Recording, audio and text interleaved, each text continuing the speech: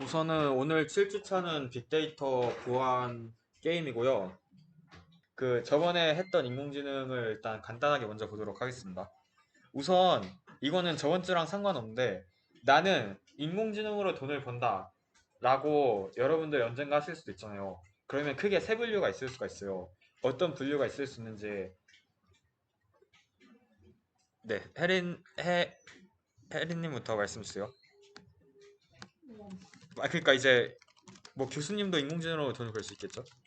인공지능 엔지니어, 엔지니어, 연구자, 연구자. 하나씩 하겠습니다. 다음 지민님. 인공지능으로 돈 벌 수 있는 네. 사람이요. 돈을 버는 뭐 직종이나 아니면은 그런 부류에 대해서 개발. 개발자. 다음 서진님. 그냥 일반 사람들이 활용해서 뭔가 서비스를 오, 안 되는 사람. 다음 지훈님. 도망가시면 안 됩니다. 다음 지훈님. 그냥 대화형 서비스 같은 서비스, 활용 서비스. 네, 어느 정도 지금 많이 나왔는데, 이제 만약에 나는 인공지능으로 돈을 번다. 아마 여러분들도 여기에 속하시게 될 가능성이 정말 높을 수 있을 것 같은데, 크게 세 가지 부류가 있다고 합니다. 첫 번째는 연구를 하는 사람입니다.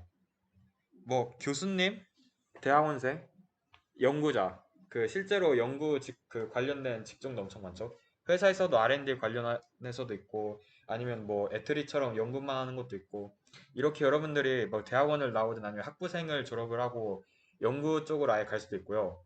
두 번째는 연구된 것을 통해서 무언가를 만드는 사람입니다. 이거는 서비스를 개발한다는 거랑은 좀 다른데요. 어떻게 다르냐면은 파이토치나 케라스나 텐서플로우 같은 경우에는 이미 누군가 연구해 놓은 것을 토대로 사용하기 쉽도록 무언가를 개발하는 사람들이잖아요. 이런 식으로 연구된 것을 토대로 개발하는 사람들이 있을 수가 있습니다. 뭐 챗GPT나 빙이나 바드 같은 경우에도 연구된 것을 토대로 개발을 해가지고 사용할 수 있도록 한 거죠. 그 다음으로는 이제 이렇게 뭐 연구된 것을 활용하든 아니면은 연구된 것을 통해 개발한 것을 활용하든 사용자들이 사용할 수 있도록 실제로 서비스나 어떤 프로그램을 개발하는 사람들이 있을 수가 있습니다. 아마 여러분들이 어디로 갈지 모르겠지만 이 세 개 중에 한 개를 굳이 고르라면은 이 마지막으로 갈 가능성이 정말 높다고 생각하고요. 이건 제가 1학기 때 인공지능 강의를 들으면서 교수님께서 말씀해 주신 건데 저는 2학기 지금은 여기서 한 가지가 더 추가됐다고 생각하는데 그건 바로 뭐야 이거 네 이렇게 무언가를 활용해 가지고 개발하는 사람들이 있을 수 있고 이 사람들은 이렇게 FAANG라고 하죠. 빵이 뭔지 혹시 처음 들어봤다 손? 네카라쿠베 들어보셨나요? 한국엔 네카라쿠베가 있으면은 미국에는 페이스북, 애플, 아마존, 넷플릭스, 구글 해가지고 빵이라고 부르는 거대 기업들이 있고 그 다음에 이렇게 아무튼 세 개가 상반기까지 있었다면은 하반기에는 그 개발도 하지 않고 그냥 뭐 기획을 하든 아이디어를 내 가지고 아니면 또 다양한 산업 분야에서 일하는 사람들이 있을 수 있다고 생각하거든요. 아마 여기에 있을 가능성이 제일 높을 것 같고 그 다음으로는 이거 순으로 맞겠죠. 여기 있는 분들은. 제가 어제 파이빌에 행사 갔다 왔는데, 거기서도 이렇게 독거노인의 사회적 고립을 덜어주는 인공지능 말동무 챗봇을 개발한 팀이 있었어요. 이 팀 같은 경우에는 실제로 자기들이 개발을 하기도 했지만, 둘 다 영어 영문학과인가? 대학원생들이더라고요. 심지어 대학원생들이라서 깜짝 놀랐는데, 교수님이 공부하지 말고 개발하라고 했대요. 아무튼, 네, 이렇게 먹고 살기가 힘듭니다. 그래가지고 이렇게 뭐 직접 개발과 기획을 같이 할 수도 있고, 인공지능 관련해가지고 저번에 AI 타임스 읽으라고 과제를 내드렸는데 혹시 자신이 그 과제를 한 번이라도 해봤다 손? 아니면 AI 타임스 들어가봤다 손? 오, 얼마나 들어가셨나요? 그냥 얼마나 들어가셨나요? 오, 얼마나? 그냥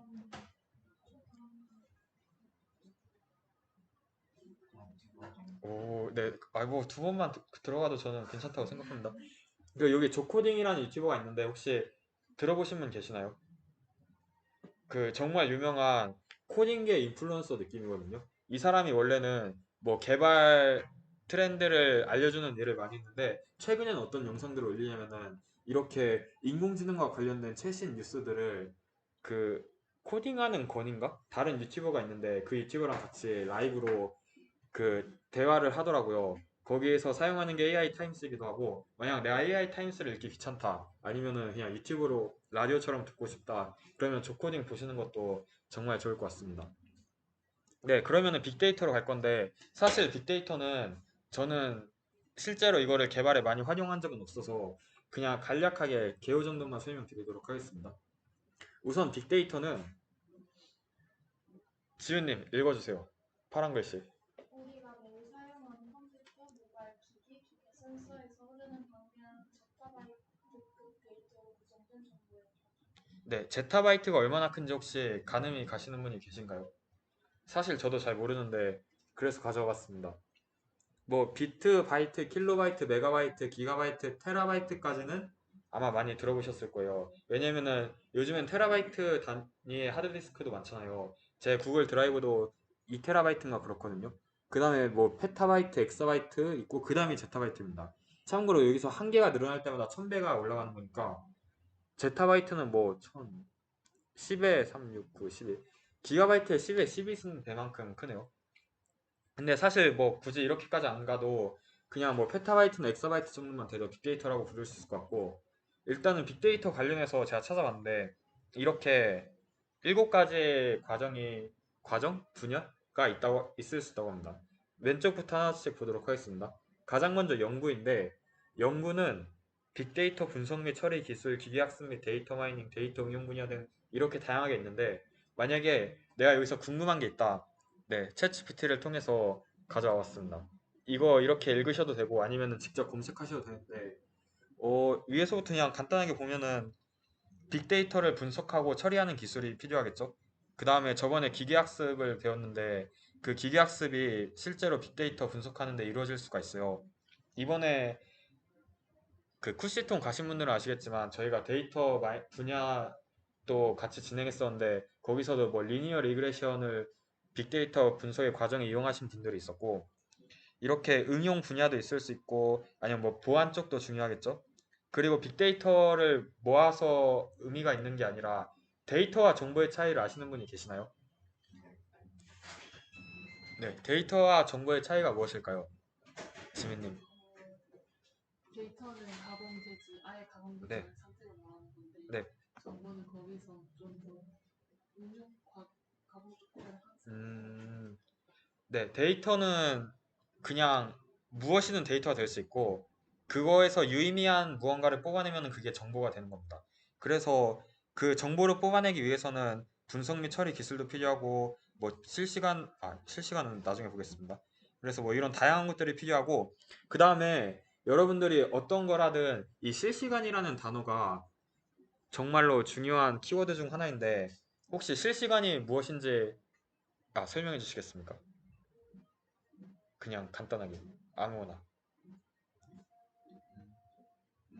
실시간이 영어로 뭐죠? 아이, 아닙니다. 비슷한데 아닙니다. 실시간이 영어로 뭔지 안다. 리얼로 시작합니다. 맞나? 잠시만요. 리얼타임 같은데? 맞다. 네, 실시간이 리얼타임인데 이게 왜 중요하냐면은 실시간으로 무언가를 한다는 것은 진짜로 진짜로 정말 어렵습니다. 그 아까 전에 파이빌에서 이 사람들을 봤다고 했잖아요. 이 사람들이 어떤 서비스를 정확히 개발했냐면은 화상 통화를 통해 가지고 이제 독거노인이 전화를 하면은 그 화상 통화로 인공지능이 영상도 생성하고 말도 생성하는 걸 하는 건데 제가 그때 물어본 게 있습니다. 이거 실시간으로 가능하냐고. 왜냐면은 이게 어떻게 프로세스가 될지 간단하게 생각을 해보면은 어떤 소프트웨어가 있으면은 그 소프트웨어는 독거노인이 하는 말을 들어가지고 STT를 사용해서 음성을 텍스트로 먼저 바꿔야겠죠. 그 다음 텍스트를 챗 GPT 같은 거에 넣어가지고 이제 말을 생성하고 그 생성된 텍스트인 말을 TTS를 써가지고 음성으로 바꾸고 그 다음에 또 생성된 텍스트 데이터를 영상으로도 바꿔야 하는데 그거를 실시간으로 할 수 있냐? 우선은 딱 들어도 엄청나게 복잡한 과정이 있기 때문에 시간이 오래 걸릴 수 있잖아요. 그래가지고 실시간이 정말 어렵고 복잡합니다. 그래서 보시면은 아예 실시간이라는 분야도 이게 따로 있고 인공지능도 실시간 다루는 건 아예 분야가 따로 있고 다양하게 많다고 들었습니다. 그래서 그 사회적 영향 및 윤리도 당연히 중요하고 네. 그 다음에 이제 이런 연구를 여러분들도 할 수 있는데 어떻게 할 수 있냐? 가장 간단하게는 구글 스콜라에 가서 원하는 분야를 검색해가지고 논문을 읽는 게 있고, 그 다음에 이 ARXIV 뭐라고 읽는지 아시는 분 계시나요? 뭐라고 읽을 것 같나요? 다들 너무 집중해 주시는데 준호님 뭐라고 읽을 것 같나요? 아크시브 뭐라고 읽을 것 같나요? 아카이브 어떻게 알았죠? 그냥 원래 많이 아셨죠? 쓰지 않아요? 아 그런가요? 네, 저도 처음에 아크시브인가 뭐 그런 건 줄 알았는데 이거 그냥 아카이브라고 읽는 건데 이게 어떤 사이트냐면은 코넬 유니버시티에서 원래 20년인가 30년 전에 만든 사이트인데 원래는 대학교에서만 쓰다가 지금은 이제 논문을 만약에 작성하면은 여러분들이 대학원을 간다면은 학회에 제출하거나 논문 발표를 할 거예요. 근데 그렇게 공식적으로 발표를 하기 앞서가지고 제가 먼저 연구를 했는데 다른 누군가 먼저 연구했다고 말을 할 수도 있잖아요. 그래서 이거를 냈다는 거를 미리 알려줘야 하는데 그거를 이 아카이브에다가 초고나 아니면 적당히 완성된 거나 완성된 걸 올려가지고 내가 지금 이 연구를 진행하고 있다라는 걸 보여줄 수가 있습니다. 그래서 장점은 실제로 발표되지 않은 정말 많은 논문들을 여기서 거의 다 볼 수 있다고 보시면 되고 단점은 그 피어 리뷰가 중요한데 논문은 피어 리뷰가 안 돼 있는 것도 정말 많기 때문에 신뢰성이 좀 떨어질 수가 있습니다. 그런 걸 참고해서 봐주시면 좋을 것 같고 그 다음에 여러분들이 지금 학부생에서 굳이 지금 이런 논문을 읽을 만한 실력이 아직 안 되는 것 같다. 그럼 할 수 있는 게 뭐 쿠빅이든 아니면 비타민이든 그 학교 대내외 다양한 학회나 동아리를 들어가가지고 공부를 할 수가 있겠죠. 그 다음으로 중요한 거는 그 다음에 이제 컬렉션인데 빅데이터를 수집하는 것도 정말 중요합니다. 보면 여기 문서도 있고 코드도 있고 뭐 메일, 다큐멘트 뭐야 이거 뭔가 있고 음성 데이터 있고 이미지 있고 뭐 영상도 있겠고 정말 다양한 데이터가 있는데 이 정말 다양한 거를 어떤 데이터를 수집해야 하는지도 중요하고 그 수집된 거를 이따가 이제 데이터베이스에서 말씀드릴 건데 어떤 식으로 저장할지도 중요하고 왜냐면은 우선 수집을 해야 그걸 분석하든 말든 할 거고 그 다음에 수집했다고 그게 전부가 아니고 예를 들어서 이 음성 데이터를 수집했고 그 다음에 텍스트 데이터를 수집했는데 이거를 어떤 식으로 그 결합시켜서 아니면 연관성을 찾아가지고 분석할지도 중요하고 그래서 이런 것도 분야가 될 수 있고 그 다음으로는 그 데이터베이스 관련된 건데 SQL하고 NoSQL 예전에 봤었잖아요. 차이가 무엇인가요, 영원님?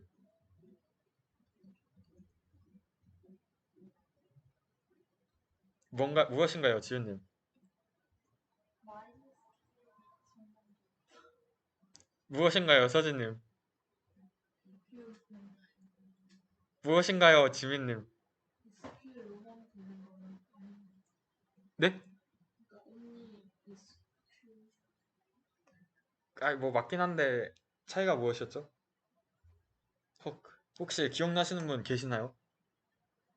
네, 그 차이는 SQL은 정형화된 데이터를 다루게 해주는 데이터베이스 시스템이고 NoSQL은 비정형화된 데이터를 다루게 해주는 건데 정형화돼 있다는 거는 말 그대로 구조가 돼 있는 거기 때문에 표 형식의 데이터를 다루게 해주는 게 SQL. 뭐 표 형식 외의 걸 다루는 게 NoSQL이고요. 그다음 여기 보시면은 밑에 ETL이라고 있어요. Extract, Transform, Load가 있는데 그 이거는 어디서 중요하냐면은 밑에 데이터 웨어하우스 보이시죠?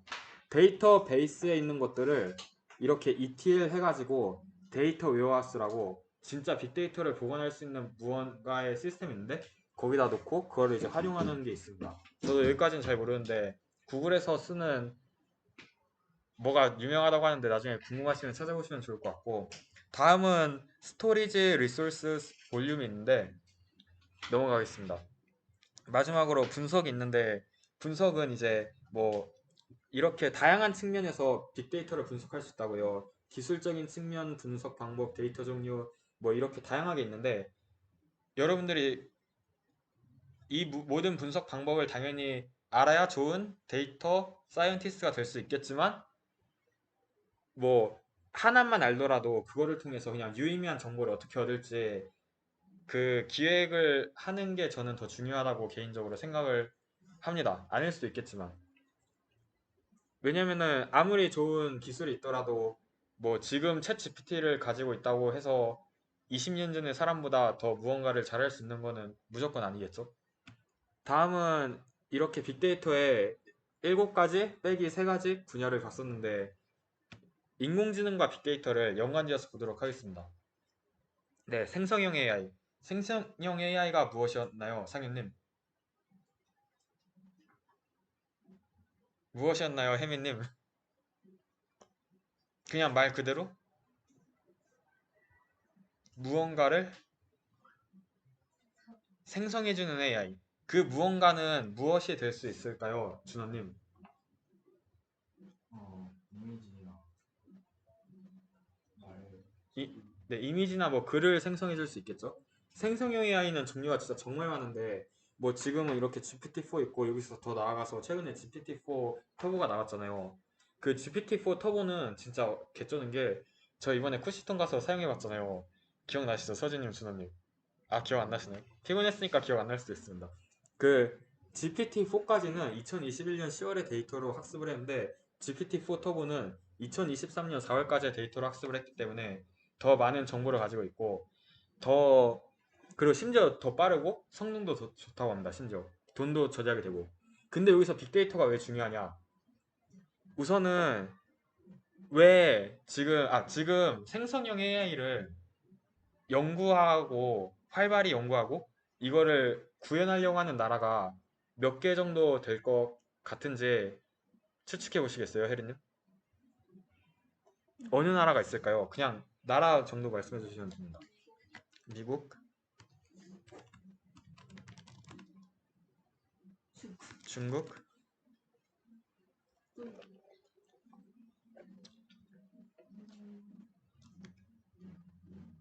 한국, 일본? 일본?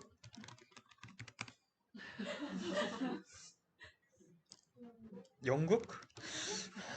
좋습니다. 일단 여기까지 하겠습니다. 사실 저도 그 어떤 나라들인지 정확히 다 알진 못하지만 그 한국이 IT 강국이라고 하는데 실제로 아닌 거 이제는 다들 아시잖아요. 왜냐면은 10년 전에 IT 강국이라고 했으면 이제는 IT 강국이 아니다 뭐 어쩌고 저쩌고 하고 인공지능으로도 엄청나게 강국은 아니라고 들었어요. 그래도 탑 5, 뭐 6 정도는 든다고 들었는데 근데 생성형 AI에서만큼은 탑 3 또는 4 내로 든다고 들었습니다. 우선 미국하고 중국은 당연히 정말 많은 돈을 투자해가지고 개발하고 있고 당장 여기 보이시는 것만 해도 대부분 미국 거죠. 구글부터 시작해가지고 GPT도 그렇고 메타에서 만든 것도 그렇고 근데 여기 중간중간 보이는 게 화웨이에서 만든 뭐야 이거 판구? 판구 있고 바이두에서도 얼니 만들었다고 들었고 물론 저는 사용 둘 다 안 해봤지만 이런 식으로 열심히 만든다고 들었고 한국도 최근에 하나 새로운 네이버에서 만든 게 있는데 뭔지 아시는 분 계시나요? 없나요? 아시나요? 클로바 한국 클로바 만들었습니다. 최근에 네이버에서 클로버 근데 진짜 요즘 정말 많이 쓰는 것 같은데 하이퍼 클로바 아시죠? 그 클로바 할 때 클로바입니다. 이 네이버 클로바 가시면은 클로바 노트 이거 많이 사용하시죠? 이렇게 정말 많은 그 이거를 하고 있고 그 클로바 네이버 외에도 뭐 SKT, KT 특히 SKT는 요즘 아예 완전히 인공지능 회사인 느낌으로 가고 있는 것 같고 카카오는 그렇게까지 투자를 많이 하고 있지 않았는데 요즘 상황이 안 좋아서 그런지 투자를 하려고 계획을 하고 있다고 말은 하고 있습니다. 그래서 이제 왜 빅데이터가 중요하냐면은 인공지능의 핵심 요소를 저희가 2가지를 저번에 봤었는데 기억나시는 분? 혜민님 기억나시나요? 알고리즘이랑 데이터. 알고리즘하고 데이터가 중요하죠. 저희는 이제 빅데이터와 인공지능이니까 데이터 관점에서 보도록 하겠습니다. 우선 GPT-2 같은 경우에는 그 학습된 데이터가 40GB인데 GPT-3는 45TB라고 합니다. GPT-3 다음이 3.5가 있고 그 다음에 4가 있죠. 3.5하고 4는 저희가 얼마나 많은 데이터가 사용됐는지도 모르고 어떤 데이터가 사용됐는지도 모릅니다. 왜냐면은 그 오픈 AI 측에서 발표를 하지 않기 때문에. 아무튼 정말 많은 데이터가 사용될 거는 정말 당연한 내용이고, 근데 이 45TB짜리로 학습한 것만 해도 사전 학습을 진행하는데 한 번에 148억 원이 든다고 합니다. 괜히 아무 나라나 이거를 도전하는 게 아니기도 하고, 이것 때문에 적자가 괜히 난다고 하는 게 아닙니다. 근데 이렇게 학습 한 번 하는데 정말 많은 데이터가 많은 비용이 소요가 되는데, 당연히 한 번 할 때 좋게 하려고 하겠죠? 그렇게 하기 위해서는 데이터를 잘 가공하는 게 정말 중요하다고 합니다. 물론 당연한 말로 들릴 수 있겠지만 실제로 데이터를 얼마나 잘 가공하느냐에 따라서 조그만한 차이가 정말 큰 성능의 차이를 보여준다고 합니다. 그래서 뭐 이렇게 방금 혜민님께서 말씀 주신 것처럼 알고리즘과 데이터가 중요한데, 여기서 그 뭐 이렇게 다양한 생성형 AI를 만드는 연구하는 사람들이 있을 건데, 이 연구하는 사람들이 이제 연구만 하는 것이 아니라 연구된 걸 통해서 무엇을 만들기도 하고 뭐 진짜로 개발을 진행하기도 한다고 합니다. 그리고 여기서 끝이는 게 아니라 빅데이터를 수집하고 정제하고 이 활용하는 과정을 전부 해야 생성형 AI를 연구 개발할 수 있는 사람이 된다고 합니다. 물론 만들어진 걸 통해서 갖다 쓰는 거는 누구나 할 수 있지만, 만약에 내가 이제 뭐 구글이나 네이버 이런 데 들어와서 진짜 생성형 AI를 만드는 데 도움이 되고 싶다, 그러면은 진짜 다양한 분야를 할 수 있어야겠죠. 네, 다음은 보안으로 넘어가도록 하겠습니다. 우선 보안하면은 떠오르는 거 무엇이 있나요? 여러 가지 해킹하는 사건들. 하는 사건들. 다음 준호님, 보안하면 떠오르는 거 무엇이 있나요? 무엇이든 꼭 컴퓨터 쪽으로 안 가도 됩니다. 현관문? 혹시 제가 강의 자료 보셨나요? 다음으로 가겠습니다. 아 잠깐만요. 왜 현관문이라 하셨죠? 그냥 컴퓨터 관련 거 아니야? 오, 다음 혜민님. 네? 암호화요? 보셨나요? 뭐지? 다음 상현님. 보안 프로 보안 프로그램 좋습니다. 다음 그 현채님. 보안하면 떠오르는 거? 네, 해킹. 다음 영원님. 백신. 다음 지훈님. 개인정보. 다음 서진님. 돈? 오, 다음 지민님. 싸국 좋습니다. 다음 혜린님. 기계요. 오, 어느 정도 오늘 나올 만한 주제와 비슷한 게 다 나온 것 같습니다. 우선 하나씩 보도록 하겠습니다. 이 강의는, 이 유튜브는 아마 저희가 첫 세션 때인가 다들 보셨을 텐데, 기억 안 나시는 분 손 들어 주실래요? 오, 무슨 강의를 보셨나요? 영상을 보셨죠? 아그 개발 직군 네. 설명. 이거였나? 아, 이거 아닌가? 아, 아무튼 삼평동이 혹시 어디에 있는지 아시는 분 계시나요? 그 분당인가, 아무튼 분당 근처에 있거든요. 삼평동 연구소는 안랩입니다. 이제 앞서서 뭐 보안 프로그램을 만드는 회사가 한국에서 대표적으로는 안랩이 있잖아요. 그 안랩이 삼평동에 있기 때문에 이 유튜브는 삼평동 연구소라 그러는데, 만약에 내가 이 세션을 듣고 보안 쪽에 대해서 관심이 있다, 그러면은 여기 있는 영상 보시는 거 추천드리고, 네, 다음은 준호님께서 말씀드린 현관문과 관련된 겁니다. 이거를 왜 가져왔냐면은 이 도어락이 해킹에 정말 굉장히 취약합니다. 당장 2020년에는 이런 뉴스가 나왔는데, 혹시 어떻게 해킹을 할 수 있는지 짐작이 가시는 분 계시나요? 그냥 막 던지셔도 됩니다. 상윤님, 혹시 만약에 상윤님이 이 도어락을 해킹해야 한다면 어떻게 해킹하실 건가요? 진짜 안 하고 안, 지금 오, 이거 진짜 좋은 것 같습니다. 상상도 못했지만. 다음 영원님. 질문. 아, 네. 그럼 만약에 질문이 없어요. 어떻게 해킹하실 건가요?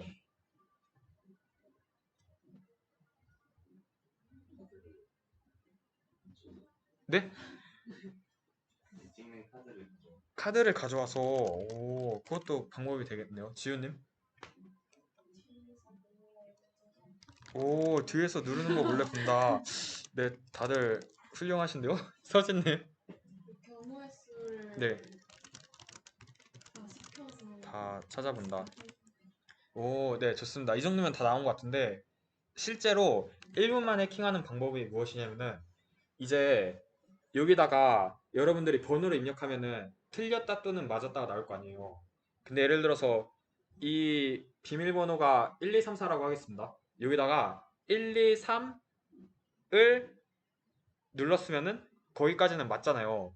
그럼 거기까지는 아마 또 올바른 신호를 보내줄 거예요. 뭐 바르다 바르다 바르다. 근데 갑자기 O를 눌렀으면 틀리면은 틀리다라고 어떤 정기적인 신호가 보내질 거 아니에요. 그 전자파를 분석해가지고 해킹을 할 수가 있다고 합니다. 물론 제가 방금 말씀드린 것처럼 정말 단순하게 1, 2, 3 맞고 4 틀렸다 이렇게 해서 해킹이 되진 않겠지만 원리는 그렇게 된다고 합니다. 그리고 그 외에도 이렇게 입김 불어서 질문하는 거, 카드 가져와서 하는 거 다양하게 있겠죠? 근데 실제로 이러한 방법들이 진짜 해킹에서도 사용이 되고, 네. 이어서 가자면은 정보 보안 분야에도 정말 다양한 직무가 있는데, 여기 가시면은 설명 잘 나와 있거든요. 나중에 보시면 되고, 오늘 정보 보호 분야에서 말씀드릴 부분은 가장 먼저 암호고, 두 번째는 인증 인가고, 마지막으로 SQL 인젝션이 있습니다. 혹시 인증 인가 관련해서 들어보신 분 계시나요? 뭐 오어스라든지 오어스 들어보지 않으셨나요? 네, 그 토큰 들어보신 분 계시나요? 액세스 토큰? 그냥 개발 아니더라도? 네, 좋습니다. 그러면은 이제 암호 관련해서 보도록 하겠습니다. 사실 저는 그 암호 수학이라는 강의를 아니다. 그 암호를 만약에 배우신다면은 싸구기 그런지 모르겠는데 보통 어떤 식으로 시작이 되냐면은 1학년 때 1학기에는 암호 수학을 배우고 2학기에는 정보보호 개론을 배워요. 저는 암호 수학을 듣지 않고 바로 정보보호 개론을 다른 학과 수업인데 그냥 들어갔는데 C뿔 받고 내년에 또 들었는데 C뿔 받았습니다. 아 그래도 그 이제 대략적인 거는 말씀드릴 수 있으니까 말씀드리도록 하겠습니다. 우선 이 블로그 가시면은 지금 말씀드릴 게 정말 똑같이 이미지도 거기서 가져온 건데 나중에 가서 보셔도 되고 만약에 암호가 없다고 하겠습니다.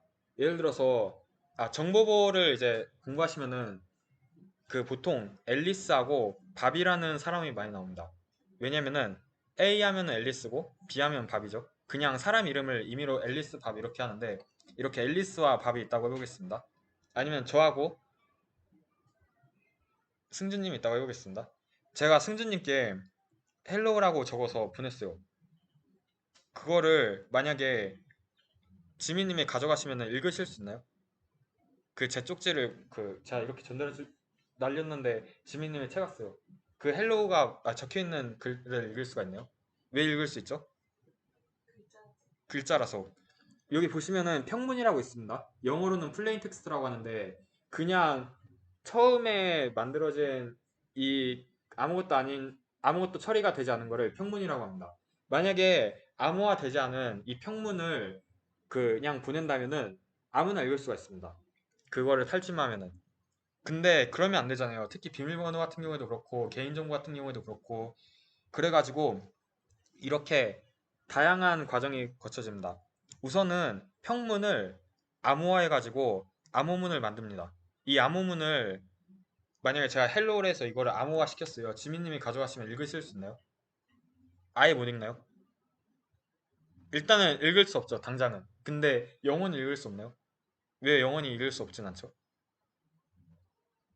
패턴을 찾으면 네. 패턴을 찾으면 읽을 수 있죠. 그치만 패턴을 아예 못 찾도록 당연히 패턴을 찾으면 읽을 수 있으니까 저는 패턴을 최대한 어렵게 만들어야겠죠. 그렇게 평문을 우선 패턴화 시키는 과정을 암호화 알고리즘을 사용해서 하는 거고 이 암호화 알고리즘에 암호화 키가 쓰이고 하는데 이거는 이따 알아보도록 하겠습니다. 그 다음에 이 암호문을 제가 승진님한테 보냈어요. 승진님 읽을 수 있나요? 왜 못 읽죠? 포함 필요 없습니다.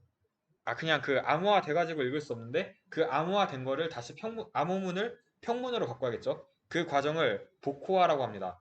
이때는 이제 복호화 알고리즘이 필요하고 그 다음에 이제 암호화 키하고 복호화 키는 뭐냐면은 제가 어떤 암호화 알고리즘을 써서 승준님한테 보냈어요.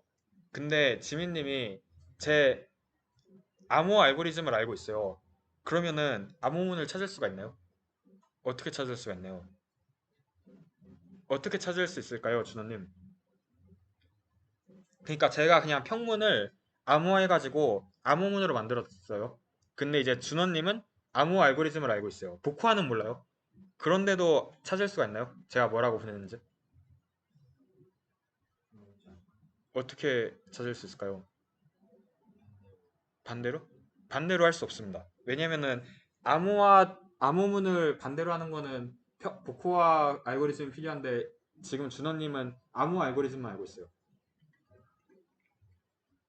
레인보우 아, 데이버스. 혜민님 어떻게 할까요? 그러니까 이제 암호 알고리즘하고 복호 알고리즘이 같을 수 있겠지만 대부분은 다를 거예요. 그치만 암호 알고리즘만 알아도 충분히 찾을 수가 있습니다. 혹시 짐작이 가시는 분 계시나요? 여기 앞에도 여기 4개 중에 한 개가 힌트입니다.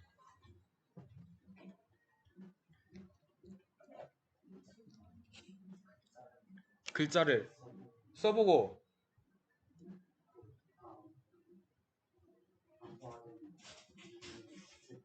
오 좋습니다.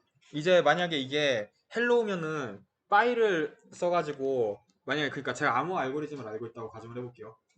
이제 제가 파이를 썼어요. 그러면은 그 파이가 암호화된 거는 헬로우가 암호화된 거랑 다르게 나오겠죠.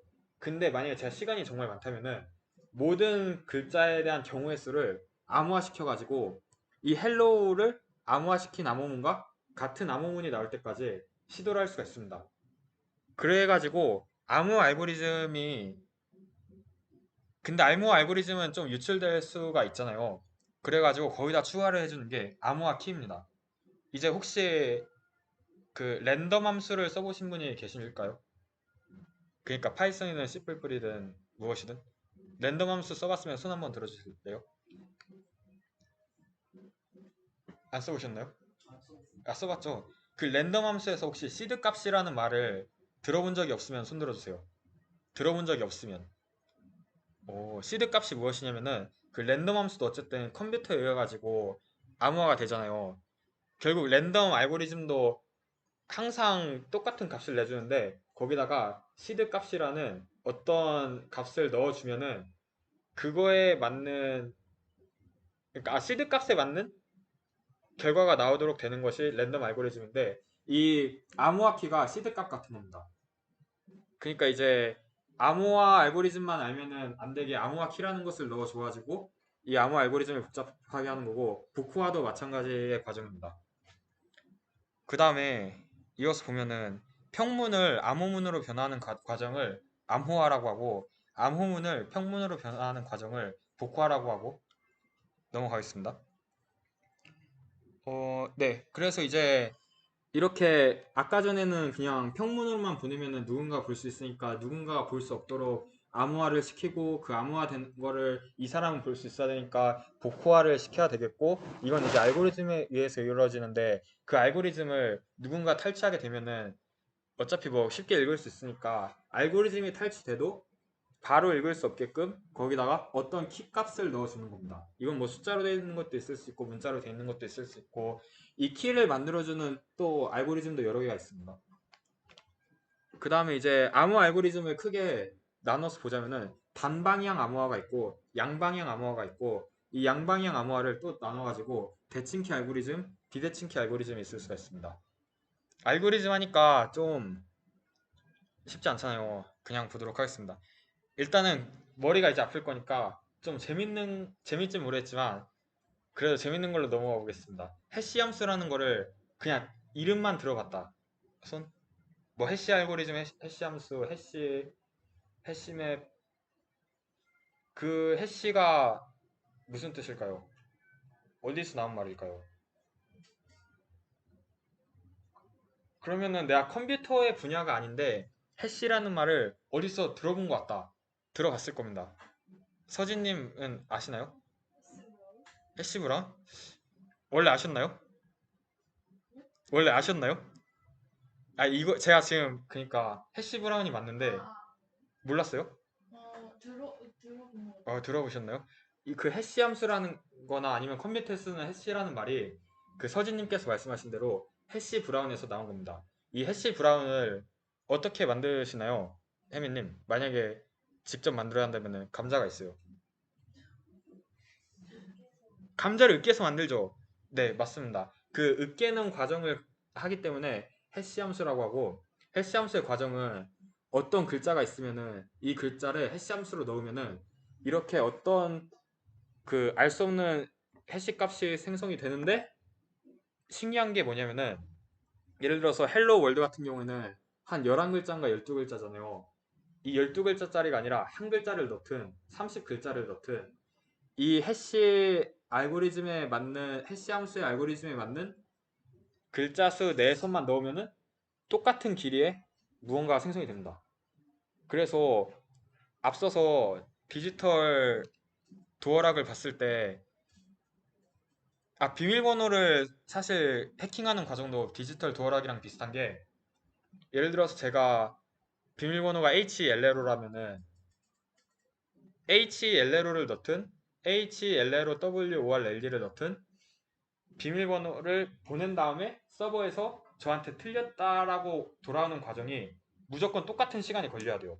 근데 그게 똑같은 시간이 걸리지 않는다면은 해커가 유출할 수 있습니다. 이 시간 차이로 인해서 떠한 원인에 의해서 시간 차이가 발생할 거다. 그리고 그 원인을 발견한다면은 비밀번호를 찾아낼 수 있을 거다.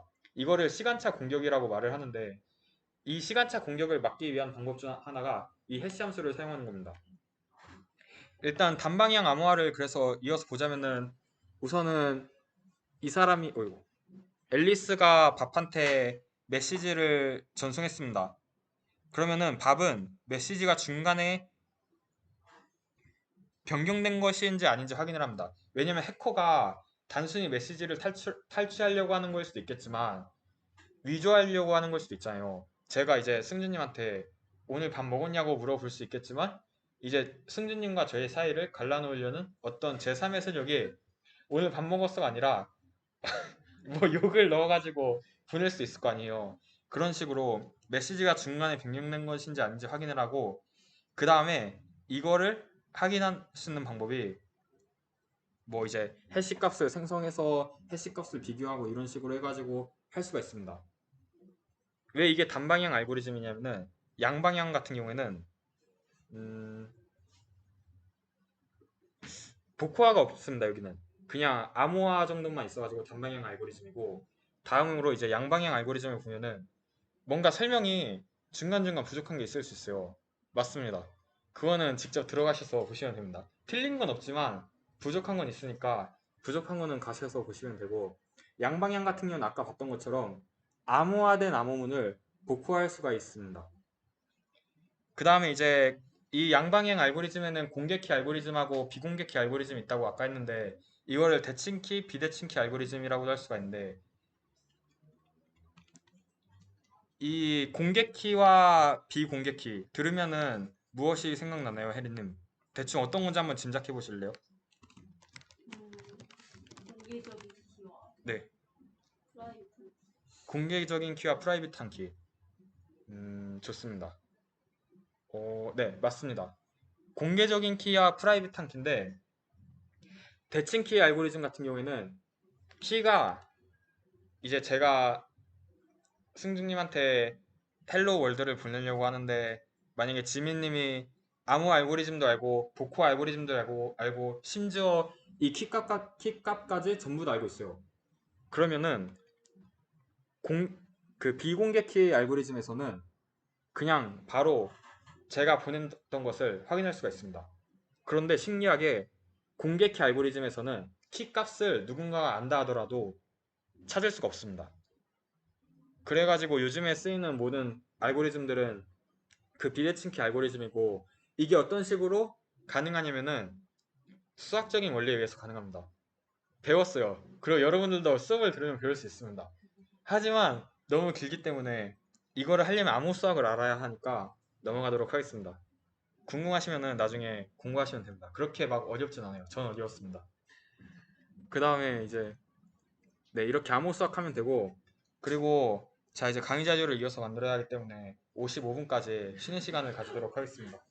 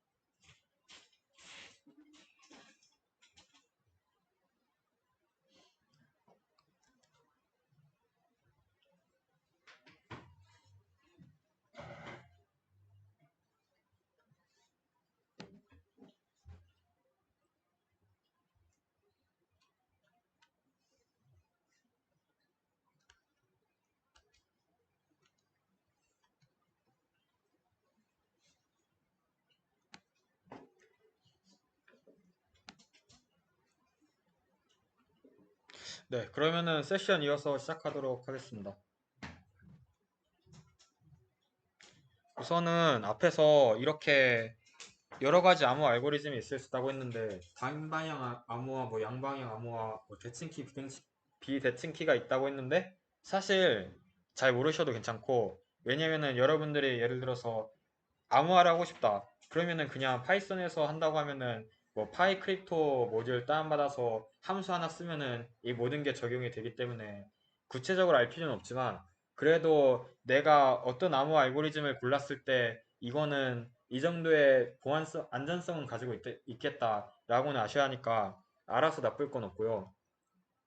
그 다음에 이어서 로그인 및 회원가입을 보도록 하겠습니다. 이제 프로젝트 잘 진행하고 있을지 모르겠는데 뭐 잘 안 진행해도 진짜로 괜찮고 예를 들어서 여러분들이 뭐 로그인하고 회원가입을 구현하든 아니면 어딘가에서 로그인을 회원가입을 하든 다음과 같은 방식으로 회원가입이나 로그인이 진행이 될 거예요.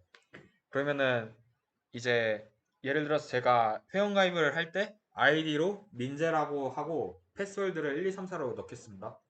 만약에 제가 회원가입을 한다면은 제 회원 정보는 어디에 저장이 될까요? 상현님, 데이터베이스에 저장이 됩니다. 그러면 이렇게 제가 아이디 민재 패스워드 1, 2, 3으로 하면 데이터베이스에 다음과 같이 뭐 아이디 이거는 그냥 자동으로 증가하는 숫자라고 치고 유저네임의 민재 패스워드 1, 2, 3 되고 뭐 승준님 같은 경우에도 똑같이 하면 이렇게 저장되고 이렇게 저장이 될 것 같은데 이렇게 하면 안 됩니다. 왜 안 될까요? 영원님, 왜 이렇게 데이터베이스에 저장이 되면 안 될까요? 왜 안 될까요, 지윤님?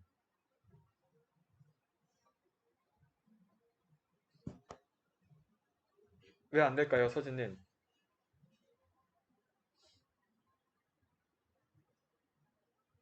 왜 안 될까요, 지민님? 겹치는 게 있을 수 있어요. 뭐가 겹치죠, 여기서? 패스워드가? 패스워드가 겹치면 안 되나요? 어차피 제 패스워드는 제 거고 승준님 패스워드는 승준님 건데 왜 안 될까요, 혜린님? 유출되기 싫은데. 유출되기 쉬워서 이렇게 하면 문제점은 만약에 제가 해커일 경우에는 데이터베이스를 해킹하잖아요? 그러면은 이 회원에 대한 비밀번호가 바로 유출이 된다. 네이버 패스워드하고 인스타그램 패스워드 같나요? 틀리나요? 대답하지 마세요. 근데 아마 높은 확률로 여러분들이 사용하는 패스워드는 많아야 5가지, 뭐 적으면 한두 가지일 겁니다. 만약에 여러분들이 네이버가 해킹당해서 패스워드가 이런 데이터베이스를 가진 것에 회원가입을 했는데 이 데이터베이스가 유출이 됐어요. 그러면은 여러분들은 그냥 거의 웬만한 모든 곳에 해킹을 당할 가능성을 가지고 있는 겁니다. 심지어 이런 식으로 데이터베이스를 관리하는 곳이다? 그러면 해킹당할 가능성도 취약하겠죠. 데이터베이스도 이따구로 관리하는데 뭐 다른 것도 잘 관리할까라는 생각이 들고. 그러면은 어떻게 할까요, 혜린님? 여기서 무엇을 해줘야 할까요? 뭐를 암호화하죠? 아이디랑 아이디는 암호화하지 않습니다. 뭐 하는 데도 있을 수 있겠지만 아이디 암호하는 데는 전 못 본 것 같고, 패스워드만 암호화해주면은 이렇게 암호화 알고리즘을 적용하면은, 예를 들어 여러분들이 파이썬으로 백엔드를 구현한다. 그럼 그냥 방금 말씀드린 것처럼 파이크립토 라이브러리 딱 그냥 설치한 다음에 그냥 함수 하나 딱 써서 암호화를 하면은 이런 식으로 암호화된 무언가 저장이 되겠죠. 높은 확률로 해시된 값이 저장이 될 겁니다. 그러니까 뭐 비밀번호가 1, 2, 3이든 4, 1, 2, 4, 1, 2, 2, 4, 2, 4든 그 길이가 다르든 어떤 걸로 이루어졌든 간에 지금은 좀 다르게 제가 잘못 적었지만 똑같은 길이의 문자열로 저장이 될 겁니다. 그 다음에 보자면은 네, 이런 식으로 어떤 패스워드가 있으면은 거기다 해시 함수를 써가지고 이런 식으로 저장이 될 겁니다. 조금은 다르게 저장이 될 수도 있는데 비슷하게 저장이 될 거고. 그러면은 여러분들이 네카라쿠베 빵에 회원가입을 한다고 해요. 믿을 수 있나요? 믿을 수 있나요? 왜 믿을 수 있죠? 암호화가 잘 돼 있으니까 왜 잘 돼 있다고 생각하시나요? 돈을 많이 투자하니까. 돈을 많이 투자하니까. 맞습니다. 이런 그 신뢰할 만한 그 대기업이나 그 약간 어쨌든 신뢰할 만한 사이트에는 여러분들이 회원가입을 할 때 아무런 걱정을 하지 않으셔도 아마 될 겁니다. 근데 최근에 최근인지 뭐 최근 2, 3년인지 모르겠는데 동행복권이라는 데에서 비밀번호가 털렸다는 사건 들으신 적 있으신가요? 동행복권이 맞나? 거기가 틀려서 문제가 된 이유가 뭐냐면은 앞에서와 같이 데이터베이스를 이렇게 저장을 했기 때문입니다. 데이터베이스가 털린 것 자체는 문제가 없는데 데이터베이스에 암호화를 전혀 진행해 놓지 않아 가지고 이 데이터베이스가 털리는 순간 그 사람의 개인정보는 비밀번호를 포함해서 다 털렸기 때문에 그게 문제가 된 겁니다. 만약에 이런 식으로 암호화를 했으면은 이런 식으로 해도 데이터베이스가 털리는 거는 큰 문제이긴 한데 적어도 회원의 비밀번호나 뭐 비밀번호 외에도 정말 중요한 정보는 암호화를 해놨겠죠? 그런 정보들이 털리지 않을 가능성이 높기 때문에 그 암호화가 중요한 거고.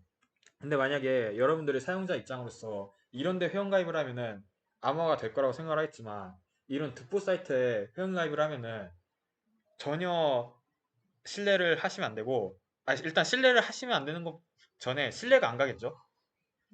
그래가지고 나온 시스템이 있습니다. 이거는 여러분들이 요즘 어떤 서비스에 회원가입을 하든 보실 수 있는 건데, 요즘은 어떤 식으로 회원가입하시나요? 상현님. 네이버. 네이버 카카오. 맞습니다. 또 어떤 거 보셨나요? 혜민님.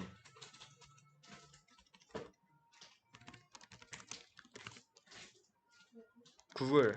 준호님. 애플. 오, 상상도 못했습니다. 맞아요. 근데 그 승준님.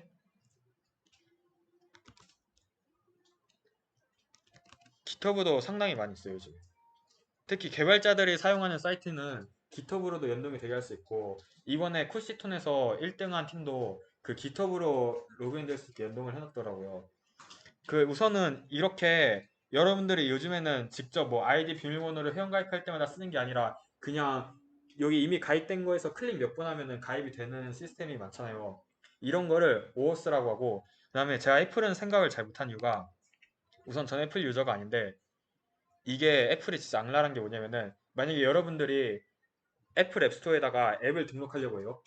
만약에 앞서 본 것처럼 직접 회원가입하고 로그인 기능을 구현하면은 애플 로그인이 필요가 없어요. 근데 여기서 네이버, 카카오, 구글, 뭐 깃허브 등 한 개라도 사용을 하는 순간 무조건 애플 로그인도 달도록 강제가 되어 있습니다. 만약에 달지 않으면은 등록이 안 된다고 합니다. 저도 최근에 알아가지고 지금 걱정이 되고 있고 그래서 뭐 이런 식으로 카카오 로그인, 페이스북 로그인, 네이버 로그인 있을 수 있고 이메일 로그인 있을 수가 있겠죠.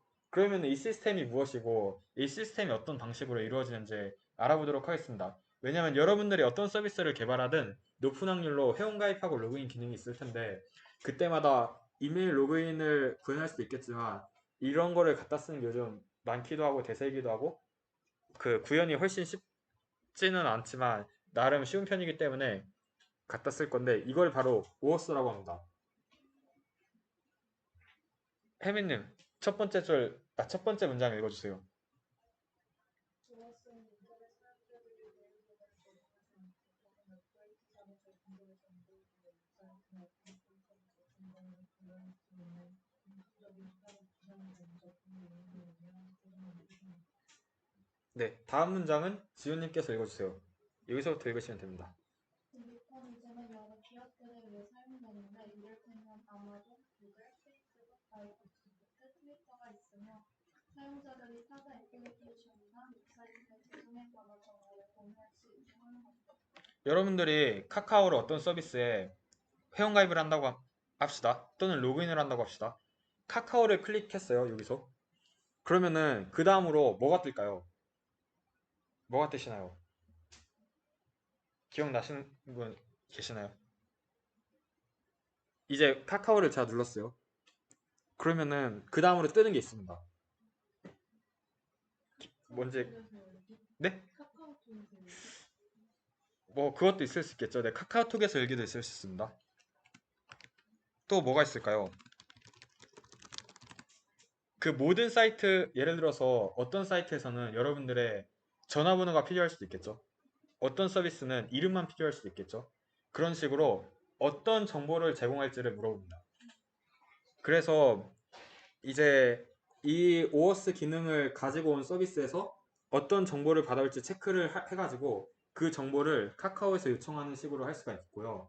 근데 대부분의 이런 곳에서는 만약에 여러분들이 사업자 등록을 하지 않고 그냥 할 경우에는 제한되는 게 좀 많이 있긴 하더라고요.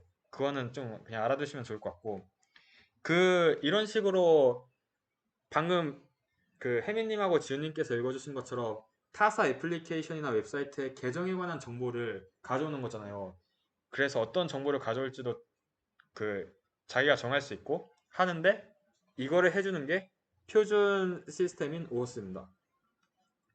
이어서 보자면은 예를 들어 여러분들이 카카오 오어스를 앱 또는 웹에다가 넣고 싶어요. 그러면은 그냥 카카오 오어스라고 검색하신 다음에 문서 들어가서 보시면은 이런 식으로 정말 잘 나와 있고 설명도 잘 나와 있고 어떤 식으로 가져다 쓰는지도 잘 나와 있고 근데 이걸 보고도 이해가 안 간다. 안 갈 겁니다. 그러면은 검색을 하시거나 검색을 해도 안 나온다. 질문하시면 됩니다. 어이씨 뭐야? 어? 헉. 네, 질문하시면 되고 저도 실제로 질문을 해봤는데 정말 잘 답변을 해주시더라고요. 이게 왜냐면은 앱에다가 오어스를 가져오는 거하고 웹에다 오어스를 가져오는 거하고 그 방식이 많이 다를 때가 있어가지고 생기는 문제고요. 그 다음에 패스트 API나 아니면 여러 프레임워크를 사용한다면 기본적으로 오어스를 쉽게 가져올 수 있도록 시스템이 이미 구현이 돼 있고 프레임워크 내. 그 다음에 그 오어스에 대해서 좀 더 자세히 알아보기 전에 로그인하고 회원가입 방식에 크게 세 가지가 있는데 두 가지를 알아보도록 하겠습니다. 일단 세 가지 방식은 세션 또는 쿠키를 사용하는 것과 토큰을 사용하는 건데 혹시 세션에 대해서 들어보신 분 계시나요? 세션 하면 뭐가 떠오르시나요? 영원님.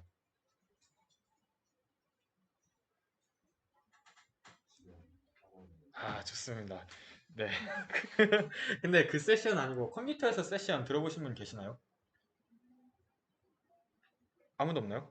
들어보셨나요? 보통 세션이 뭐가 됐다고 보이시나요? 만료되었습니다. 세션이 만료되었습니다. 만약 내가 자신이 세션이 만료되었습니다를 한 번이라도 못 들어봤다 손. 기억이 안 난다. 네, 손 들으려는 그 제스처 좋았습니다.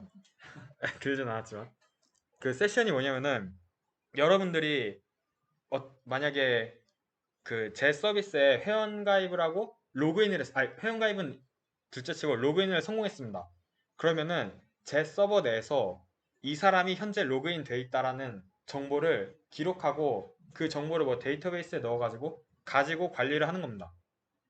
근데 이렇게 하면은 그러니까 데이터베이스에다가 보겠습니다. 사용자가 로그인을 하면은 DB에서 사용자 맞는지 확인을 하고 이제 사용자 맞는지 확인을 했다 알려줬으니까 세션을 저장하는 또 다른 공간에다가 회원 정보에 대한 세션을 생성한 다음에 이 정보된 이 세션을 통해 가지고 뭐 뭔가를 발급해주고 발급해준 거를 이제 사용자한테 보내서 이 사용자는 이제 계속해서 로그인할 필요 없이 이 세션에다가 정보를 로그인 됐는지 안 됐는지 확인을 하면서 로그인을 유지하는 방식입니다.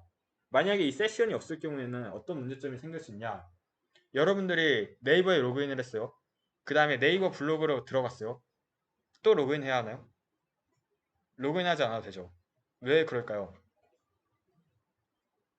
세션이 있으니까. 세션에 정보가 저장돼 있으니까 이미 네이버 메인 페이지에서 로그인을 해가지고 로그인이 그 이 회원이 맞다고 완료가 인증이 되면은 이 세션 저장소에 이 회원은 언제 로그인을 했고 어떤 IP 주소에서 접속을 했습니다라고 저장이 돼 있기 때문에 그 다음에는 네이버 상에서 이동을 할 때 그 이 세션이 만료되지 않는 시간 그리고 이 IP 주소가 바뀌지 않는 범위 내에서 계속해서 사이트를 이동할 수 있는 겁니다.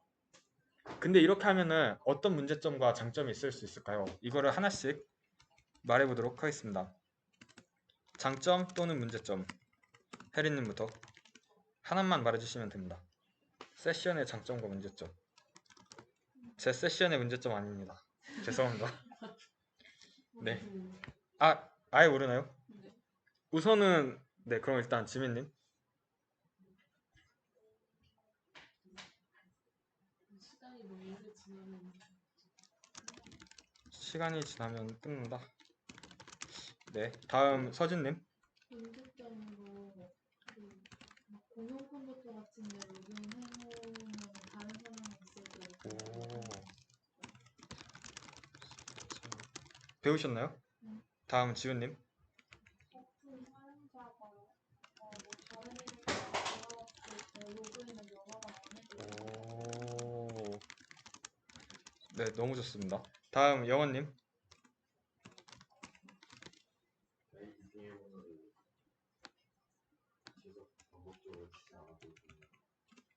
같은 말인데. 네 좋습니다. 다음 상현님.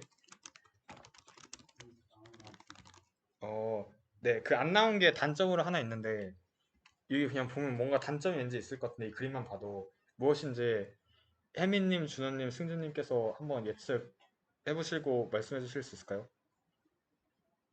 그냥 딱 봐도 이건 그냥 귀찮을 것 같다. 뭐가 귀찮을 것 같네요. 그냥 세션 저장소 네. 존재. 세션 저장소의 존재가 귀찮은 겁니다. 왜냐면은 물론 지금 이것만 배웠기 때문에 당연히 있어야 할 것 같은데 이따 배울 토큰에서는 이 세션 저장소가 없습니다. 무언가를 저장하지 않아도 됩니다. 애초에 이 무언가를 저장할 수 있는 거를 만든다는 것 자체는 이거를 저장할 물리적인 무언가 필요하고 하드웨어가 왜냐면은 어쨌든 컴퓨터에 저장이 될 거 아니에요. 물리적인 하드웨어가 아니더라도 클라우드가 필요하겠죠. 그 다음에 이 과정을 다 구현해야겠죠. 이걸 넣어줘야 되고. 그 다음에 만약에 이 세션 저장소에 1억 건이 넘는 1억 명이 10개의 디바이스에서 로그인하면은 10억 개가 저장이 되는데 이걸 언제 다 이렇게 인증해주고 있을까요? 왜냐면은 10억 건의 데이터를 왔다 갔다 옮기는 과정 자체가 정말 시스템 구축 과정에서도 많은 비용이 드는 건데 여기서만 옮기는 게 아니라 여기서도 옮겨야 하니까 힘들겠죠? 그래가지고 나온 방식이 토큰을 사용하는 방식입니다. 혹시 액세스 토큰이란 말을 진짜 그냥 한 번이라도 들어봤다 손. 한 번도 들어보지 못했다 손 들어보겠습니다. 액세스 토큰을 한 번도 들어보지 못했다. 오, 액세스 토큰이 만료되었습니다는 못 들어보셨나요?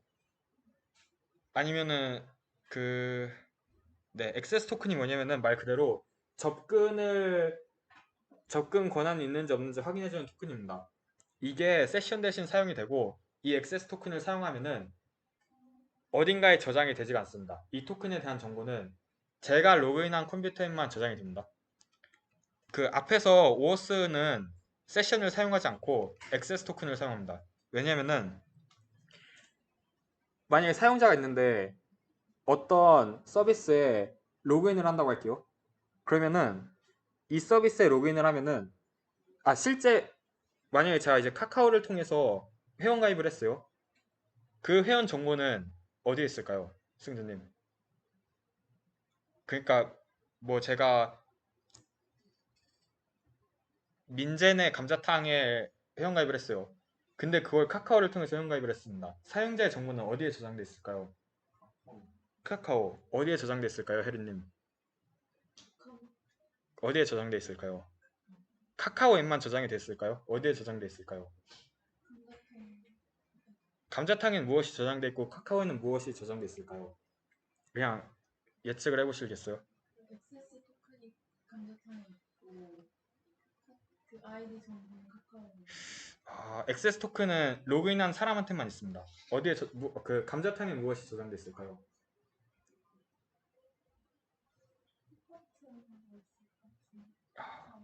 무엇이 저장돼 있을까요? 아직 정답이 안 나왔습니다.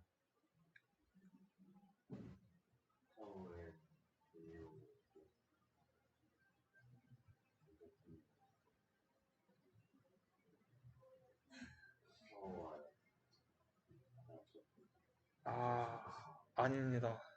그 뭐냐면은 이제 이게 카카오고 이게 민재네 감자탕이라고 보겠습니다. 그 회원의 아이디와 비밀번호는 카카오에 저장돼 있습니다. 하지만 그 회원이 만약에 민재네 감자탕에서 무언가를 주문을 했어요. 그 주문 정보까지 카카오에 저장돼 있을까요? 아닙니다. 카카오는 그냥 로그인하고 비밀번호, 아이디하고 패스워드만 비밀번호만 받아가지고 이 사용자가 맞는지 안 맞는지만 알려주고 그 역할만 합니다. 나머지 정보는 다 민재네 감자탕의 서버에 저장이 되는 겁니다. 그래서 오어스가 어떤 식으로 이루어지냐면은 이제 이 사람이 민재네 감자탕으로 접속을 한 다음에 회원가입을 하고 로그인을 하면은 회원가입을 하면은 카카오에다가 회원과 관련된 아이디 비밀번호가 저장이 되겠죠. 그 다음에 이 사람이 다음에 민재네 감자탕에 로그인을 하면은 이 서버가 카카오한테 가가지고 이 사용자가 맞는 사용자인지 확인을 한 다음에 만약에 맞는 사용자이면은 액세스 토큰을 얘한테 줍니다. 그럼 얘는 그냥 이 액세스 토큰을 전달해주고 저장하지 않습니다. 액세스 토큰을 전달해주면은 이제 이 카카오에서는 어떻게 그게 되는지 아직 잘 모르실 수 있겠지만 이 액세스 토큰만을 가지고 이 사람이 맞는 사용자인지 아닌지 확인할 수 있습니다. 일단은 여기까지는 대충 이해가 가셨으면 넘어가겠습니다. 이 액세스 토큰을 생성하는 과정에 암호 알고리즘이 사용이 되고 이 액세스 토큰을 또 인증하는 맞는지 아닌지 확인하는 과정에서도 암호 알고리즘이 사용이 되고 이 액세스 토큰에는 사용자에 관한 그 아이디나 뭐 간략한 정보와 이 사용자의 액세스 토큰의 만료 시간, 왜냐면은 만료 시간이 있지 않으면은 따로 이 액세스 토큰을 저장하는 곳이 서버에 없는데 언제 이 액세스 토큰을 만료시켜야 되는지 확인할 수가 없겠죠. 그 다음에 마지막으로 이 액세스 토큰에 대한 서명이 적혀 있습니다. 서명이 뭔지 잘 이해 안 되실 텐데 여러분들이 은행 앱에 들어가시면은 왠지 모르지만 뭔가 서명이라는 단어를 보신 적 있을 거예요. 그 서명은 암호화 과정에서 사용되는 어떤 개념이라고 보시면 됩니다. 그 값이 이 액세스 토큰에 저장이 돼 있어가지고 이 액세스 토큰을 발급받은 사용자는 이 액세스 토큰을 통해서 계속해서 서비스를 이용할 수 있는 겁니다. 만료되기 전까지. 그런데 이제 또 여기서 한 가지 의문이 드실 수 있을 거예요. 만약에 세션에서 아이디와 비밀번호를 서버가 세션을 가지고 아이디와 비밀번호를 관리한다면은 사용자 입장에서는 따로 관리하지 않아도 되잖아요.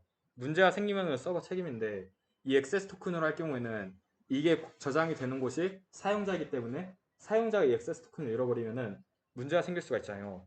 그거는 알바가 아닙니다. 그건 이제 사용자의 책임입니다. 왜냐면은 제가 그 여기 보시면 이거 파이비를 들어갈 수 있는 카드인데 이 카드를 승진님한테 드렸습니다. 그러면 이 카드를 이제 관리하는 건 누구 책임이죠? 그쵸, 승진님 책임이죠. 제가 드렸으니까 이거를 아무한테나 제가 드리면 안 되겠죠. 믿을 수 있는 사람한테만 줘야 되는데 그 믿을 수 있는 사람한테만 주는 것이 이 오소라이제이션 서버의 역할이고 그 다음에 액세스 토큰을 받은 사용자는 이제 이거를 잘 관리하시면 되는 겁니다. 그래서 이게 액세스 토큰인데 뭔가 제가 지금 말하면서 중간에 빠뜨린 부분이 있는 게 느껴지는데 저희가 다음 주에 그 공지를 보셨을지 모르겠지만 캐치 카페에서 실습을 통해 가지고 처음으로 실습을 통해서 진행을 할 겁니다.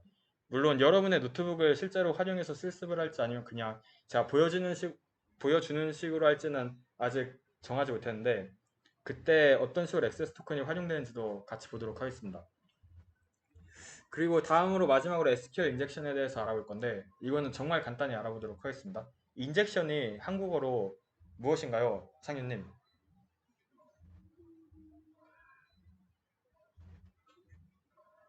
혹시 자바 스프링에서 디펜던시 인젝션이라는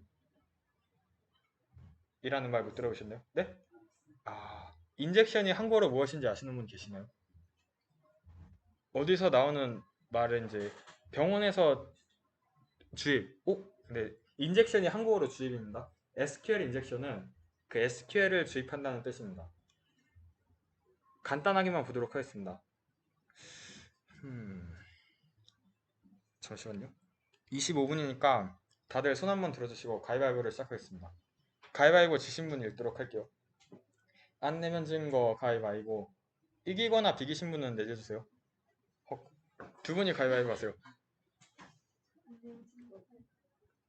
네, 그 혜린님 읽어주세요. SQL 삽입은 응용 프로그램 보안사의 학점을 의도적으로 이용해 악의적인 SQL문을 시민에게 함으로써 데이터베이스를 비접근적으로 조작하는 코드 인젝션 방법이다. 혹시 MySQL 쿼리를 조금이라도 공부해 보신 분 계시면 손 한번 들어주시겠어요?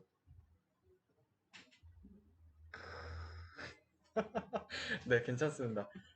일단 진짜 간단하게 보자면은 예를 들어서 제가 서버를 따로 만들지 않고 웹브라우저에서 SQL 쿼리가 돌아가도록 만들었어요. 이렇게.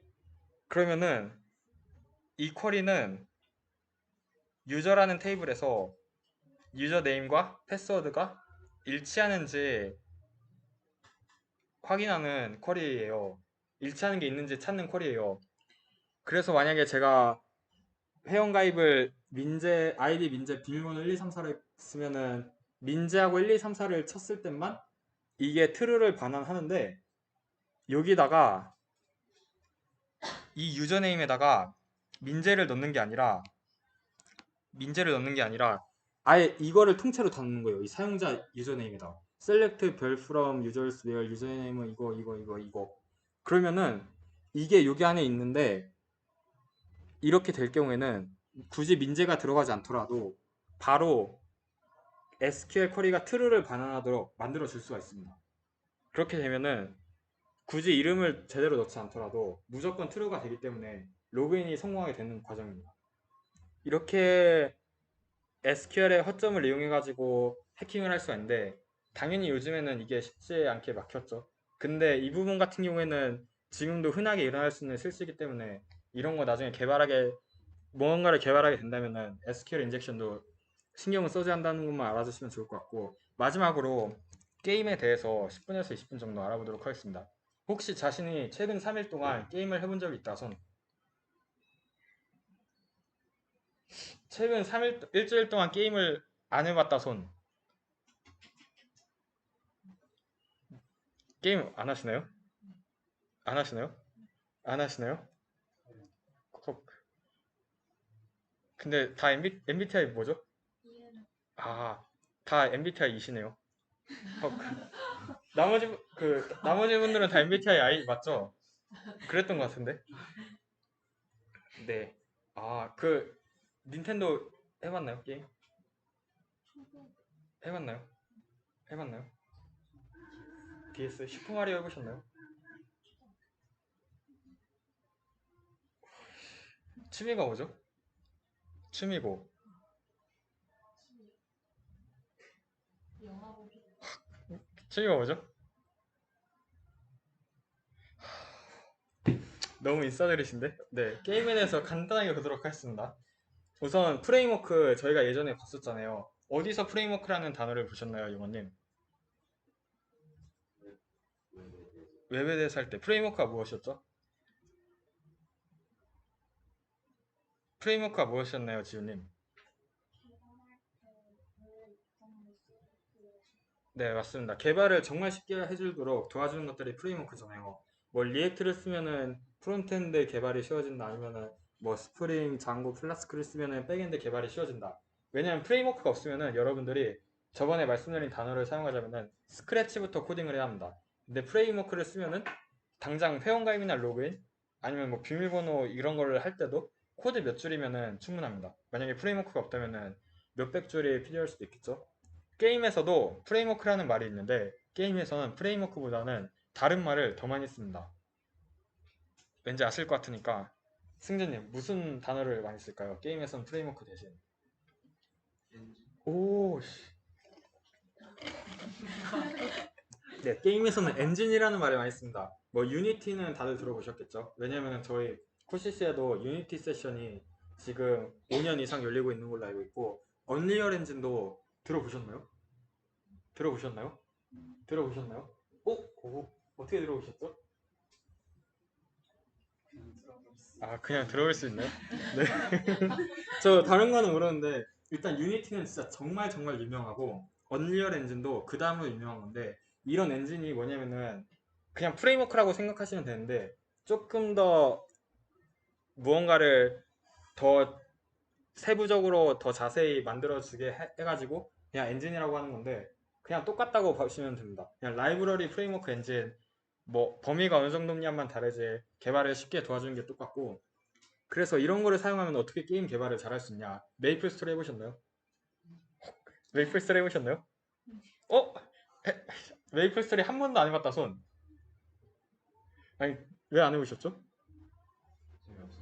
오, 혹시 여기서 2003년 또는 2004년에 태어났다 손. 헐. 메이플 스토리는 2003년에 나온 게임인데 제가 7살 때 저희 집은 이제 컴퓨터가 있었는데 사용을 거의 못했어요. 인터넷도 부모님께서 연결을 안 해주시고 그래서 옆집 누나네 집에 가가지고 크레이지 아케이드라고 이제 6살 때 크레이지 아케이드 정말 열심히 하고 7살 때 근데 갑자기 누나가 다른 게임을 하는 거예요. 무슨 게임을 하나 봤더니 메이플 스토리 베타 테스트를 하고 있던 거예요. 제가 2003년 때 8살이었는데 그때 오픈 서비스가 나왔는데 메이플 스토리 정말 추억의 게임이죠. 뭐, 누군가에겐 아닐 수도 있지만 이제 이 사람은 그냥 유튜버인데 어떤 유튜버냐면은 앞에서 이제 언리얼 엔진 있잖아요. 언리얼 엔진을 사용해가지고 그냥 취미로 메이플 스토리에 있는 2D 이거를 3D로 구현한 사람입니다.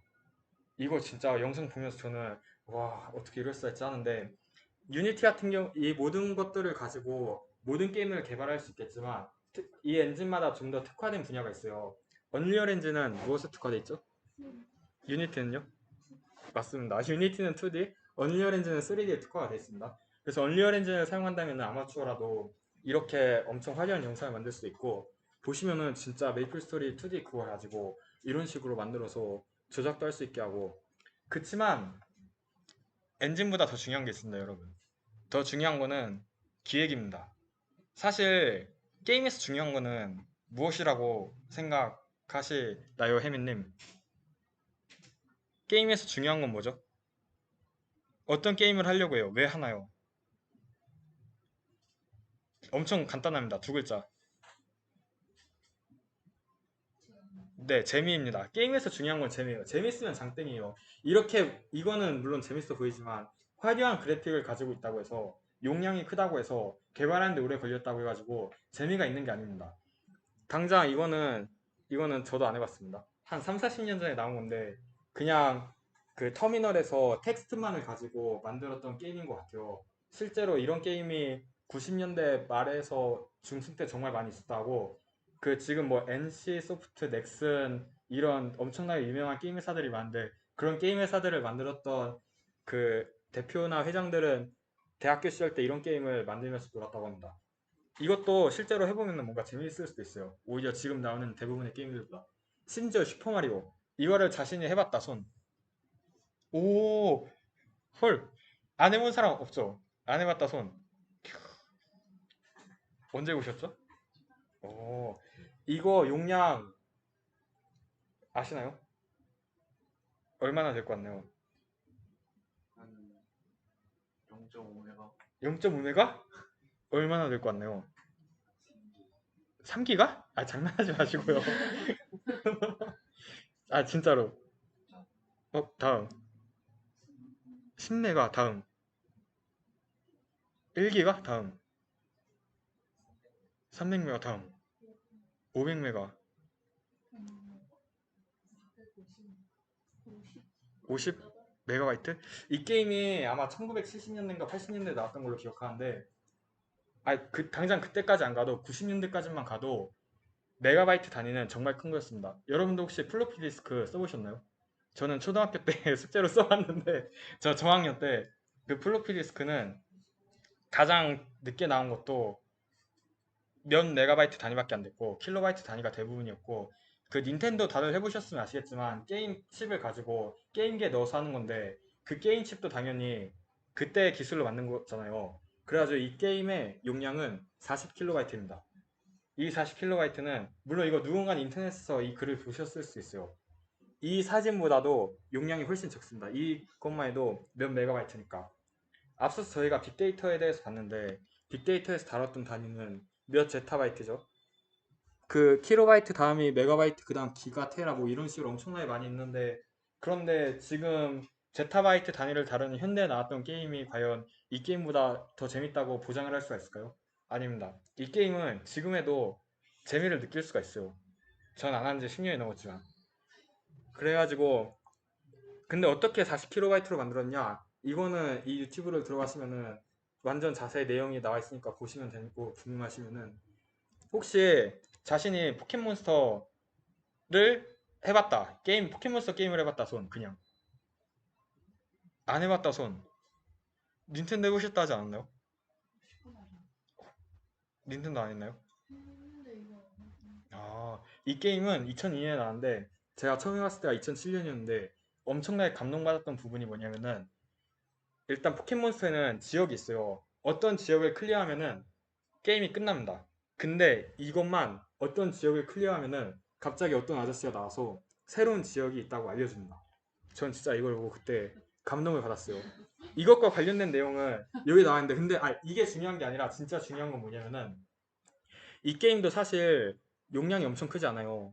아이고 해봤자 몇 메가바이트인데 엄청나게 큰 지역을 넣는 게 제 말이 안 돼요. 그때는 지금은 그냥 용량 어차피 무제한이라고 보고 막 집어넣으면 되지만 이때 최적화를 정말 많이 하고 압축 알고리즘을 아예 그냥 개발해서 엄청 넣고 심지어 이 비슷한 것들 지형을 완전 재활용하고 나면 색깔만 바꿔서 쓰기도 하고 아니면은 어떤 지역 같은 경우는 아예 스토리상으로 폐쇄됐다고 말을 하고 넣지를 않는 식으로 어떻게든 우겨 넣어가지고 그게 된 겁니다. 그래서 제가 하고 싶은 말이 뭐냐, 닐 암스트롱 뭐 하는 사람이죠? 달만 네, 1969년에 닐 암스트롱은 달을 갔습니다. 이때 사용된 나사의 컴퓨터 이거 아마 들어보신 분 계실 텐데 요즘 가끔 나오는 말이 있는데 지금의 뭐는 달을 보는 나사의 컴퓨터보다 좋지 않다. 성능이 훨씬 좋다라고 말합니다. 지금의 뭐는 무엇일까요? 여러분들이 다 가지고 있습니다. 휴대폰, 스마트폰. 여러분의 스마트폰은 이 달에 보낸 컴퓨터보다 훨씬 좋을 뿐더러 20년 전의 컴퓨터보다도 훨씬 좋은 성능을 가지고 있을 겁니다. 하지만 심지어 비교 대상이 잘못됐어요. 스마트폰이 아니라 보이십니까? 여러분의 충전기마저 더 좋은 성능을 가지고 있다고 합니다. 그래서 결국 하고 싶은 말은 저희가 앞서서 빅데이터도 봤고 게임도 봤지만 기술도 중요한데 이번에 해커톤 나가서 느끼신 게 기술이 전부인가요? 아니죠. 뭐가 중요하죠? 아이디어가 중요하죠. 아이디어가 중요합니다. 기술이 있어도 솔직히 안 되고 물론 기술이 없는 건 안 돼요. 그래가지고 연구를 하든 뭐 개발을 하든 기술을 잘 갈고 닦으시는 것도 중요하지만 무엇을 할지를 좀 생각하고 하시면 좋을 것 같습니다. 특히 빅데이터 분석도 마찬가지죠. 데이터 많은 것도 중요하고 어떻게 분석하는지에 대한 기술도 중요한데 뭘 분석해서 정보를 얻을지도 중요하니까. 네, 오늘 세션 일단 이걸로 끝이고 과제가 있는데 과제는 오늘 세션 내용 정리하고 다음 주 세션은 그 캐치 카페에서 하기로 했는데 실습일지 뭘지 아직 정하지 못했다 했잖아요. 만약에 여러분의 노트북을 통해서 실습을 하기로 제가 정했다면은 목요일이나 금요일쯤에 다음 세션 전까지 해야 할 간단한 것들을 과제로 드리도록 하겠습니다. 네, 그러면 오늘 세션 이걸로 마치도록 하겠습니다.